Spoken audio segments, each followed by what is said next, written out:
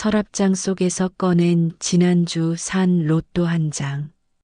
당첨 번호를 하나하나 맞춰보는 순간 너무 놀라 제 눈을 의심할 수밖에 없었습니다. 복권 1등 당첨. 당첨금 122억 원. 순간 손이 덜덜 떨렸습니다. 평생 식당 허드렛일하며 남편 잃고 혼자 세 아들을 키우며 겨우겨우 살아온 제게 이런 일이 일어나다니 한순간 꿈이라 해도 믿을 수 없는 금액이었습니다. 그런데 기쁨보다 먼저 떠오른 건 두려움이었습니다. 며칠 전 동네 친구가 했던 말이 귓가를 맴돌았습니다. 요즘은 돈 많으면 자식들이 더 무서워. 상속 때문에 부모 버리는 건 순식간이라니까. 그 말이 가슴을 파고들었습니다. 과연 내 자식들은 어떨까? 첫째 민수, 대기업 임원으로 바쁘단 핑계만 대며 살던 아이. 둘째 창수, 치킨집을 운영하며 늘 빠듯하게 사는 녀석. 막내 경수, 몇 번 사업에 실패해 지금은 백수로 지내는 아이. 돈이 없을 땐 그래도 어머니라며 안부를 챙기던 자식들. 하지만 122억 원이라는 돈 앞에서도 과연 변하지 않을까? 그날 밤 잠을 이룰 수 없었습니다. 돈이 생겼다는 이유만으로 자식들이 돌변하는 모습을 뉴스와 드라마에서 수도 없이 봐왔기 때문입니다. 혹시 내 가정도 그렇게 무너지는 건 아닐까? 그리고 저는 결심했습니다. 이 돈을 나누어 주기 전에 꼭 확인해야 한다. 내 자식들이 진심으로 어머니를 대하는 건지 아니면 돈 때문에 붙어 있는 건지. 그날 새벽 옷장에서 가장 낡은 외투를 꺼내 입었습니다. 마치 세상에 기댈 곳 하나 없는 초라한 노인처럼 꾸미고 큰 병원 수술비가 필요하다는 거짓말을 하기로 했습니다. 오늘 나는 내 자식들의 진짜 얼굴을 보게 될 겁니다. 돈 앞에서 드러나는 인간의 민낯. 과연 내 자식들은 어떤 반응을 보일까요? 여러분의 자식이라면 어떻게 했을까요? 첫 번째로 향한 곳은 강남의 고급 아파트. 첫째 민수가 사는 곳이었습니다. 엘리베이터에 오르며 나는 속으로 다짐했습니다. 민수는 다르겠지. 아무리 바빠도 아픈 어머니를 외면하지는 않겠지. 띵동. 문이 열리자 민수가 놀란 얼굴로 나를 바라봤습니다. 어머니, 웬일이세요? 하지만 그 표정엔 반가움보다 당혹스러움이 먼저였습니다. 거실에 들어서니 눈앞엔 넓은 공간, 값비싼 가구, 대형 TV. 민수의 삶은 화려했습니다. 하지만 정작 나를 대하는 태도는 싸늘했죠. 소파에 앉은 그는 주식 차트에서 시선을 떼지 않았습니다. 아들아, 사실 어머니가 큰 병원에서 수술을 받아야 한다더구나. 이래저래 5천만 원쯤 든다는데 좀 도와줄 수 있겠니? 그제야 민수가 고개를 들었습니다. 잠시 정적, 그리고 깊은 한숨. 어머니, 저희도 애들 교육비에 대출에 솔직히 여유가 하나도 없습니다. 그 말과 함께 지갑에서 5만 원 한 장을 꺼내 내 손에 쥐어주었습니다. 이걸로 택시 타고 병원 가세요. 저는 도와드릴 수가 없네요. 순간 내 심장은 얼어붙는 듯 했습니다. 5천만 원이 아니라 5만 원. 어머니의 목숨이 달린 일인데 그가 내민 건 냉정한 거스름돈 같은 지폐 한 장이었습니다. 나는 애써 웃으며 일어났습니다. 그래, 알았다. 바쁜데 미안하다. 민수는 다시 노트북을 열며 고개만 끄덕였습니다. 문을 닫고 나오자 손에 쥔 지폐가 돌덩이처럼 무겁게 느껴졌습니다. 내가 평생 바쳐 키운 아들이 내가 아프다는데 줄 수 있는 게 겨우 이것뿐이란 말이냐. 엘리베이터 안에서 눈물이 차올랐습니다. 그러나 아직 포기할 수 없었습니다. 창수는 다르겠지. 장사하면서 사람 마음을 알 테니 분명 따뜻하게 대해줄 거야. 나는 무거운 발걸음을 영등포로 향했습니다. 둘째 아들을 찾아가기 위해서였습니다. 영등포의 오래된 상가 골목, 간판 불빛이 희미하게 깜빡이는 작은 치킨집 앞에 도착했습니다. 둘째 창수가 일하는 곳이었죠. 문을 열자 기름 냄새가 확 풍겨왔습니다. 창수가 기름 묻은 앞치마 차림으로 나와 반갑게 웃었습니다. 어머니, 어떻게 여기까지 오셨어요? 그 웃음은 잠시, 그의 얼굴은 곧 피곤과 근심으로 얼룩졌습니다. 아들아, 잠깐 앉아도 되겠니? 네, 들어오세요. 좁은 가게 안 낡은 벽지와 기름 냄새 속에서도 정성껏 치운 흔적이 보였습니다. 창수는 나를 구석 테이블에 앉히더니 깊은 한숨을 내쉬었습니다. 요즘 장사가 너무 안 돼요. 재료값은 오르고 손님은 줄고 월세도 못 낼 판입니다. 나는 조심스럽게 말을 꺼냈습니다. 사실 내가 큰 병원에서 수술을 받아야 한다는구나. 이래저래 5천만 원이 든다는데 조금만 도와줄 수 있겠니? 순간 창수의 얼굴이 굳어졌습니다. 그리고는 벌떡 일어나 두 손을 휘저었습니다. 어머니, 지금 저희가 얼마나 힘든데요? 5천만 원이라뇨. 그런 돈은 꿈도 못 꿉니다. 형한테 가보세요. 형은 대기업 다니잖아요. 저는 하루 벌어 하루 먹는 처지예요. 목소리는 점점 거칠어졌습니다. 나는 멍하니 앉아 있을 수밖에 없었습니다. 아들아, 조금이라도. 안 된다니까요. 저도 죽겠는데 무슨.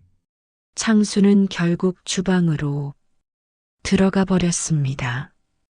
기름 냄비를 괜히 뒤적이며 나를 더 이상 보지 않았습니다. 나는 조용히 자리에서 일어나 가게를 나왔습니다.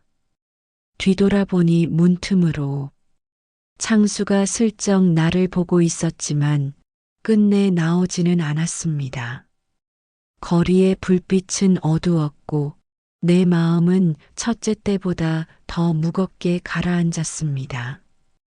첫째는 겨우 5만 원을 쥐어주더니 둘째는 아예 손사래를 치며 쫓아냈습니다.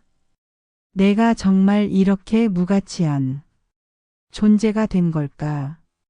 눈물이 차올랐지만 꾹 삼켰습니다. 아직 마지막 희망이 있었습니다. 막내 경수, 경수만큼은 다르겠지. 어릴 적부터 가장 착하고 순했던 아이였으니까. 나는 버스 정류장으로 향했습니다.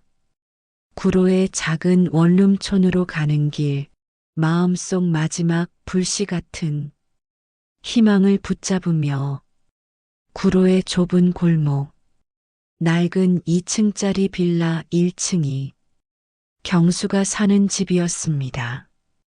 초인종을 눌렀지만 한참 동안 반응이 없었습니다. 다시 눌렀을 때 문이 삐걱 열리며 경수가 나타났습니다. 머리는 헝클어져 있고 눈은 충혈돼 있었습니다. 술 냄새가 풍겼습니다. 어머니 갑자기 웬일이세요? 무심한 목소리였지만 나는 억지로 미소를 지었습니다. 거실 안은 엉망이었습니다. 맥주캔과 배달 봉지가 굴러다니고 숨죽인 한숨이 가득한 집이었습니다. 잠시 후 며느리 은주가 나왔습니다. 눈가가 부어 있었고 어색한 미소만 지었습니다. 나는 조심스럽게 말을 꺼냈습니다. 내가 몸이 안 좋아 큰 병원에서 수술을 받아야 한다더구나. 5천만 원쯤 드는데 조금만 도와줄 수 있겠니? 경수는 소파에 주저앉으며 머리를 감쌌습니다. 어머니, 지금 저희가 그럴 처지가 아니에요. 회사에서 잘리고 당장 이사 나갈 보증금도 없어요. 은주도 곧장 말을 보탰습니다. 죄송해요, 어머니. 저희도 막막합니다. 형들에게 가보세요. 가슴이 철렁 내려앉았습니다. 막내마저 나를 외면하는 건가? 나는 조용히 자리에서 일어나 현관으로 향했습니다. 됐다, 괜히 왔구나. 그 순간 뒤에서 다급한 발소리가 들려왔습니다. 어머니, 잠깐만요, 어머니. 뒤돌아보니 경수가 슬리퍼 차림으로 뛰어나오고 있었습니다. 숨을 헐떡이며 내 앞에 서더니 눈에 눈물이 그렁했습니다. 어머니, 죄송합니다. 정말 죄송해요. 제가 제정신이 아니었어요.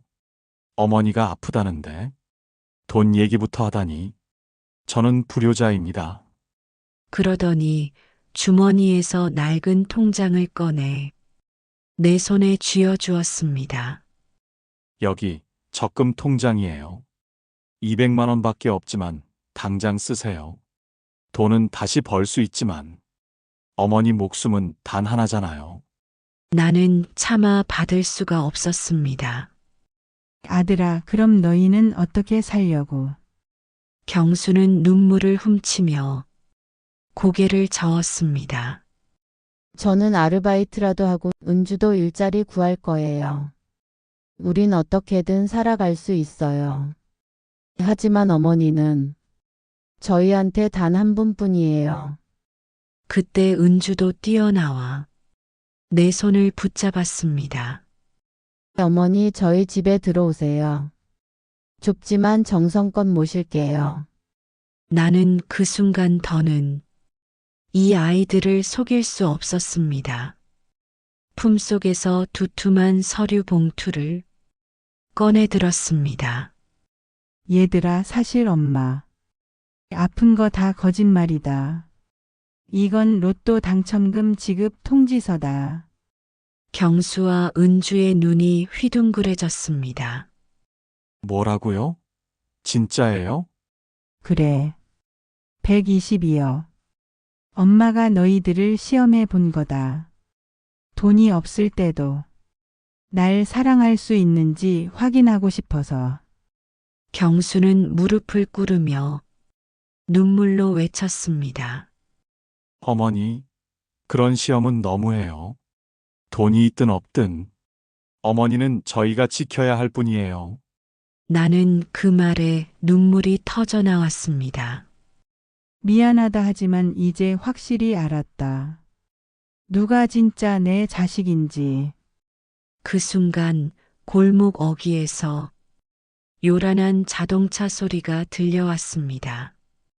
고급 외제차가 급히 멈춰서더니 첫째 민수가 내렸습니다. 그리고 그의 눈에도 탐욕의 불빛이 번뜩이고 있었습니다. 골목 어귀에서 외제차가 급정거하더니 첫째 민수가 다급히 뛰어내렸습니다. 숨을 몰아쉬던 그는 내 손에 들린 서류를 보는 순간 얼굴이 환히 밝아졌습니다. 이게 뭐예요? 122억 당첨금? 어머니 대박이네요. 왜 진작 말씀 안 하셨어요? 아까 5만 원 한 장 던져주던 아들이 지금은 내 팔을 붙잡고 차에 태우려 했습니다. 어머니, 어서 제 집으로 가시죠. 이런 건 안전하게 관리해야 해요. 나는 차갑게 눈길을 돌렸습니다. 그때 택시에서 또 한 명이 내렸습니다. 둘째 창수였습니다. 그는 봉투 속 숫자를 확인하자 입을 벌린 채 얼어붙었습니다. 정말 122억이에요? 어머니, 이건 로또보다 큰 행운이에요. 얼굴 가득 탐욕이 번지며 그는 급히 태도를 바꿨습니다. 아까는 제가 정신이 나갔었어요. 장사 스트레스 때문에 어머니, 이제 제가 제대로 모실게요. 그러자 민수가 버럭 소리쳤습니다. 말도 안 돼. 어머니는 당연히 내가 모셔야지. 내가 장남이고 경제력도 있잖아. 창수도 질세라 맞받아쳤습니다. 형은 아가? 어머니를 쫓아낸 사람이잖아요. 내가 훨씬 낫습니다. 어머니는 제 집으로 오셔야 합니다. 두 사람은 서로 멱살을 잡을 듯 맞붙었습니다. 민수는 급히 계산기를 꺼내 들더니 중얼거렸습니다. 셋이 나누면 40억씩이네. 어머니, 이게 가장 공평하잖아요. 창수도 고개를 끄덕이며 흥분했습니다. 맞아요. 40억이면 가게 100개도 낼 수 있어요. 어머니, 우리 다 같이 잘 살 수 있잖아요. 나는 그 모습을 보며 가슴이 서늘해졌습니다. 가난한 어머니는 버렸던 아들들이 돈을 본 순간 눈빛이 번뜩이며 다투는 모습 너무나 추악했습니다. 그때 경수가 앞을 막아서며 소리쳤습니다. 형들, 제발 그만하세요. 아까까진 어머니 외면하더니 이제 와서 돈 얘기뿐이라니. 너무 부끄럽지 않아요? 민수가 비웃었습니다. 위선 떨지 마. 너도 속으론 좋아 죽으면서 실직자 주제에 무슨 수로 어머니를 모셔? 창수도 거들었습니다. 그래, 내 주제에 어머니를 모신다고? 이런 거액은 관리할 줄 아는 사람이 맡아야 해. 은주가 울먹이며 나섰습니다. 어머니는 돈으로 모시는 게 아니에요. 진심으로 모셔야죠. 그러자 민수가 코웃음을 쳤습니다. 진심? 122억 앞에서 진심이 무슨 소용이야? 현실이 전부지. 나는 더는 참을 수 없었습니다. 봉투를 움켜쥔 채 외쳤습니다. 그만해. 다들 입 닫아라. 순간 골목은 고요해졌습니다. 세 아들의 시선이 모두 내게 꽂혔습니다. 나는 차갑게 선언했습니다. 오늘 누가 진짜 자식인지 내가 직접 정하겠다. 나는 손에 쥔 봉투를 높이 들며 세 아들을 똑바로 바라봤습니다. 민수야, 창수야. 내가 수술비 5천만 원이 필요하다 했을 때 한 녀석은 겨우 10,000원 던져주고 한 녀석은 손살에 치며 쫓아냈다. 그땐 가난한 어머니라서 무가치했겠지. 그런데 지금은 122억 앞에서 서로 차지하겠다고 싸우는구나. 너희 진짜 모습 오늘 다 봤다. 민수가 급히 손을 내저으며 변명했습니다. 어머니, 그건 오해예요. 제가 그땐 순간적으로 주식 때문에 정신이 없었을 뿐이에요. 어머니는 당연히 제가 모셔야죠. 장남이잖아요. 창수도 바닥에 무릎을 꿇으며 울부짖었습니다. 저도 반성했어요. 장사 스트레스에 눈이 멀어 그랬던 거예요. 제발 한 번만 용서해 주세요. 어머니 조금이라도 저한테 기회를 주세요. 나는 단호히 고개를 저었습니다. 아니다. 이제 결정을 내릴 때다. 122억은 전부 경수와 은주에게 준다. 골목은 얼어붙었습니다. 민수와 창수의 눈이 휘둥그레졌습니다. 뭐라고요? 전부요? 어머니 설마 진심이세요? 그래, 한 푼도 남김없이 전부다.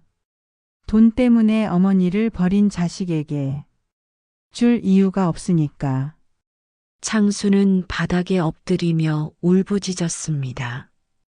어머니, 저도 자식인데 5천만 원만, 아니 1,000만 원만이라도 주세요. 나는 싸늘하게 웃었습니다. 아까 내가 5천만 원 달라 했을 땐 없다고 쫓아내더니 이제 와서 무슨 낯짝으로? 민수는 분노에 떨며 소리쳤습니다. 어머니, 이건 불공평해요. 법적으로도 상속은 공평하게 나눠야 해요. 상소? 그건 내가 죽은 뒤 얘기다. 이 돈은 내가 살아서 직접 고른 사람에게 주는 거다. 너희에겐 줄 마음이 없다. 민수는 순간 이성을 잃고 소리쳤습니다. 어머니가 지금 정신이 나가신 거예요. 내 얼굴은 얼음처럼 차가워졌습니다. 좋다. 이제 확실히 알았다. 너희 둘은 더 이상 내 자식이 아니다. 다시는 내 앞에 나타나지 마라. 민수와 창수는 얼굴이 하얗게 질리더니 비틀거리며 골목을 빠져나갔습니다. 나는 가슴이 아팠지만 후회는 없었습니다. 그 순간 경수가 눈물을 흘리며 외쳤습니다. 어머니, 저희 이런 큰 돈 필요 없어요. 형들과 나눠 쓰게 하세요. 제발요. 나는 고개를 저으며 그의 손을 꼭 잡았습니다. 아니다, 경수야. 너만이 돈이 없을 때도 어머니를 품어줬다. 가난한 어머니를 외면하지 않은 건 너뿐이었다. 그래서 이 돈은 내 몫이다. 은주는 흐느끼며 말했다. 어머니 저희는 그저 함께 있고 싶을 뿐이에요. 돈 때문이 아니에요. 나는 은주의 손을 꼭 잡으며 미소 지었습니다. 알고 있다. 그래서 주는 거다. 돈보다 마음이 먼저인 사람에게 이 돈은 당연히 가야 하지 않겠니? 122억 원의 당첨금을 모두 경수 부부에게 주겠다고 선언한 뒤 내 삶은 전혀 다른 길로 들어섰습니다. 나는 경수와 은주의 작은 집에서 함께 지내기 시작했습니다. 비록 좁은 원룸이었지만 아침마다 은주가 끓여주는 된장찌개 냄새와 경수가 출근하며 건네는 다녀오겠습니다라는 인사가 내겐 세상 그 어떤 부귀영화보다 소중했습니다. 상금 덕분에 곧 새 아파트로 이사했지만 그들의 태도는 변하지 않았습니다. 경수는 꾸준히 일자리를 찾으며 책임감을 보였고 은주는 나를 친어머니처럼 모셨습니다. 돈은 삶을 편하게 만들었지만 진짜 행복을 준 건 그들의 진심이었습니다. 한 달쯤 지났을 무렵 문을 두드리는 소리가 들렸습니다. 문 앞에는 민수와 창수가 서 있었습니다. 예전의 번듯한 모습은 사라지고 수척해진 얼굴로 고개를 숙이고 있었습니다. 어머니, 저희가 잘못했습니다. 용서해 주세요. 민수의 목소리는 떨렸습니다. 창수도 무릎을 꿇으며 말했습니다. 돈에 눈이 멀어 어머니를 외면했어요. 그 죄가 얼마나 큰지 이제야 깨달았습니다. 나는 그들을 오래 바라보다가 차갑게 물었습니다. 돈 때문에 반성하는 건 아니냐? 민수는 급히 고개를 저었습니다. 아니에요. 어머니가 없는 집이 너무 공허했습니다. 돈이 아니라 어머니가 그리워왔습니다.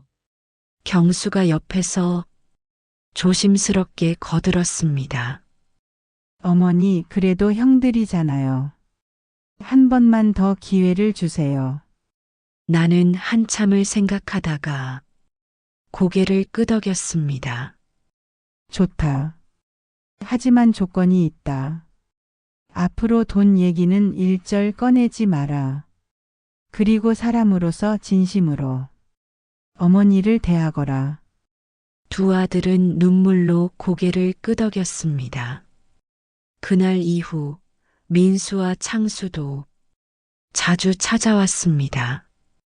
민수는 회사 이야기를 들려주었고 창수는 치킨을 싸들고 와 함께 저녁을 먹었습니다.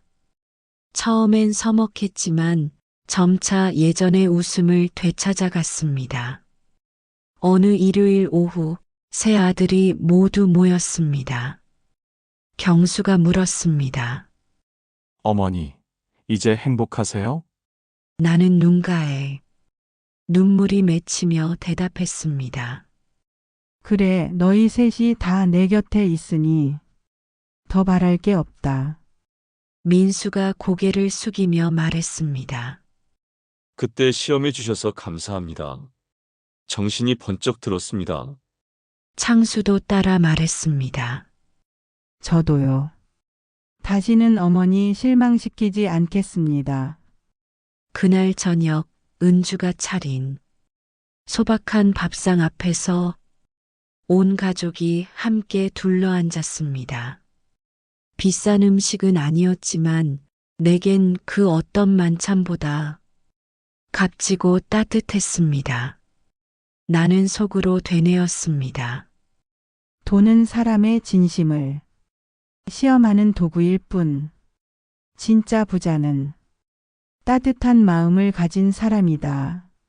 만약 그날 내가 시험을 하지 않았다면 자식들의 진심을 끝내 알지 못했을 것입니다. 122억 원의 당첨금은 결국 우리 가족에게 돈보다 값진 깨달음을 남겼습니다. 여러분이라면 어떻게 하셨을까요? 돈 앞에서 변하지 않을 자신 있으십니까? 여러분의 가족은 어떤 선택을 할까요?